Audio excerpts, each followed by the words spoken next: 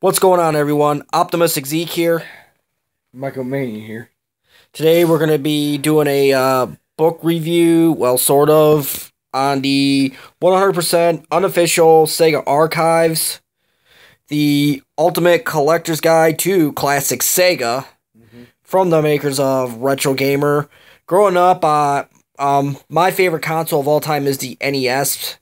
And I like Nintendo. I had a SNES a few years after I got my original NES, but I always had a lot of love for Sega. They made some pretty good games, and they had some pretty cool hardware back in the day. And the games are still cool. Yeah, they're... Anyway, so we're gonna be taking a look at this thing. So let's get to it. And Retro Gamer is kind of a European thing. So,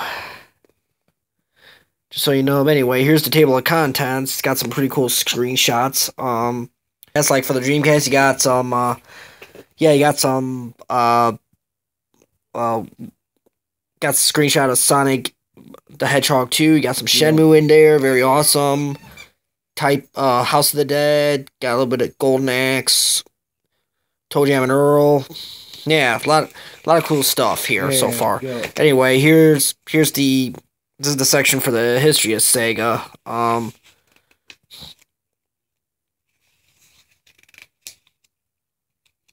That's pretty cool. It is cool. I really love the illustrations in this thing. It's like that they have in here. Yeah, Sonic being the official mascot since the Genesis days. Yep. So that was like one of the first games I've ever played. Bad idea. I don't know what that is. I'll have to check that out. Whatever. But yeah, a lot of cool stuff.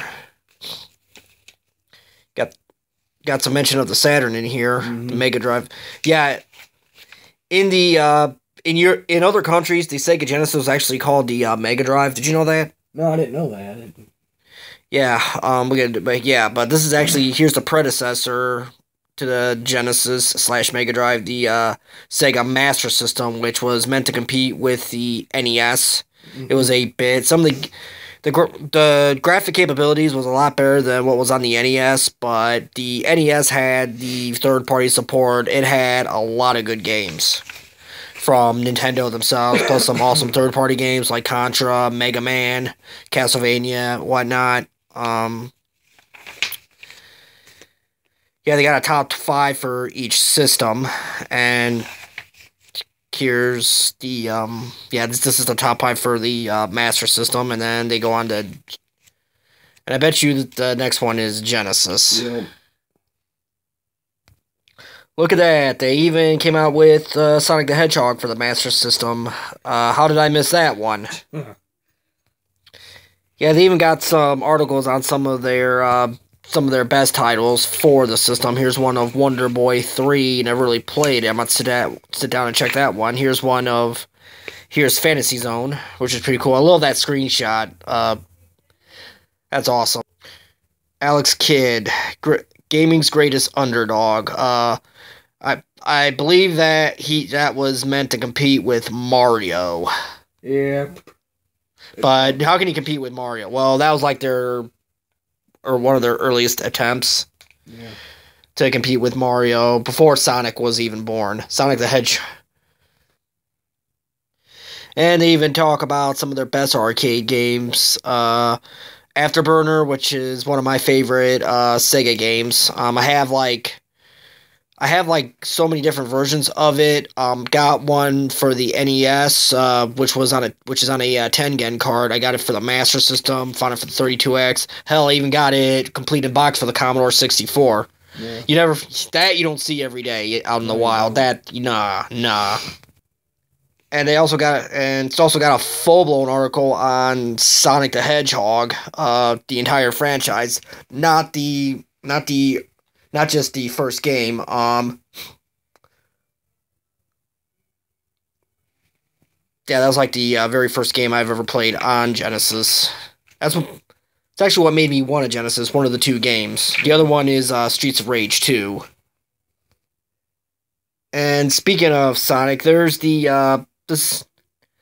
article for the Mega Drive, also known as the Sega Genesis here in North America. And and dude, did you have a Genesis growing up? Yeah, I got a Sega Genesis. Yeah, I never really had one growing. I didn't. I had the NES, and then a few years later the SNES. But I didn't discover Sega Genesis until like the early '90s. My friend Kory got one for Christmas one year, and I went over to check it out, and he was like playing Sonic the Hedgehog on it, and that was like the most amazing thing I've ever seen. Just the fact that they made a game with the main character like moving, where that was moving so stinking fast. It's like he was moving at warp factor 5. Yeah. Yeah, and the other game that we've also played a lot was like Street Fighter 2 Championship Edition and Mortal Kombat 2. Yeah. And also Mortal Kombat 3. Well, he didn't have that one. I know he liked I know he played the heck out of a basketball game he had, Bulls versus Lakers. Yeah. Never really got onto it. It was okay. I like some basketball games. The only one I like is NBA Jam, but yeah. But yeah, he was the one that introduced me to the Sega Genesis, and with all the fanboy wars between Sega fanboys and Nintendo fanboys, basically saying which is better, one or the other. And I was always I had the one, which is the SNES, but I always basically said it's okay to like both, because I like both, because they all had they both had their share of very good games. Yeah, they do. But yeah, here's a little bit more on the Mega Drive, aka the Genesis. 16-bit. Now, how do you not want to play that?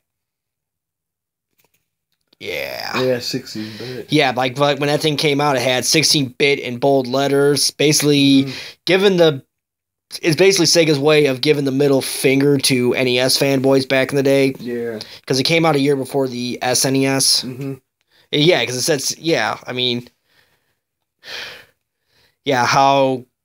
how could you not want to play something that said 16-bit on it?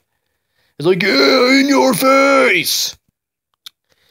Top 25 Mega Drive games. Yeah, they did a top 25 games for each system that's mentioned. Yeah. Like, they did one for Master System, Thunder Force 4. Never played that one. I want to check it out. Revenge of the Shinobi. That was actually a pretty good one. Streets of Rage. Very first one. Yeah, that one's good, but I like 2 better. Speaking of 2, it's number 1 on the top 25. Go figure. Yeah. And Sonic the Hedgehog 2 coming in a close second. That game's pretty good too, but yeah, it is. And first Sonic is number 4. Not bad. Gunstar Heroes, that's one I want to play. Yeah, I know we do. I know we live stream a lot of modern games. Yeah. Like on PlayStation 4, but I love my retro games.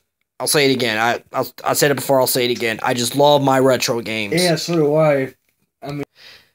Shoot, Revenge of Shinobi is so awesome. They even made a the making of article on it. Yeah. Rocket Knight Adventures, also another good one. Ever played it? Yeah, I played it. Yeah, it's a bit on the pricey side. Yeah. Road Rash. Yeah, before there was Grand Theft Auto, there was Road Rash. Yes, it also includes an article on the Sega Saturn, probably one of the most underappreciated systems in North America, at least. I imported a bunch of games from Japan. Yeah. Yeah, importing games for that thing is awesome. Yeah, it is. Yeah, here's Virtua Fighter, which was one of the launch titles. I think it was one of the launch titles for the Saturn. Virtua Fighter 2 came out, I think, the same year. Don't quote me on that. It's not a bad game. No. It basically set the bar for what was to come later. Panzer Dragoon 1. Panzer Dragoon 1 and 2. I have the first one, and I also got Orta for the original Xbox. Yeah. If anybody hasn't played Panzer Dragoon Orta yet, check it out. It's amazing. Another one of my favorite arcade games, Outrun, arcade racer games, I should say. Next to Pole Position. And probably one of my favorite systems from the 6th generation. This basically came and it just went too soon, and I was sad when they discontinued this thing. Because this was an awesome game system. It had a lot of great games. Soul Calibur being one of my top favorites. Hell, I even beaten Sonic Adventure with all the characters with a broken arm. Yeah. Ready to Rumble Boxing, that is probably a guilty pleasure, but it's still a good one. And Crazy Taxi, that was a good little arcade port for the system. But yeah, it didn't have a lot of power compared to the PS2, the GameCube, and the original Xbox. I like all those, but I just wish that the Dreamcast would have survived. I was really sad to see it go. Anyway, that's just a small portion that we wanted to show you all. If you want to check out the rest, you're gonna have to pick it up for yourself. But anyway, that's gonna do it for this book / magazine review, whatever. I hope you all enjoyed it. Until next time, we will see you later.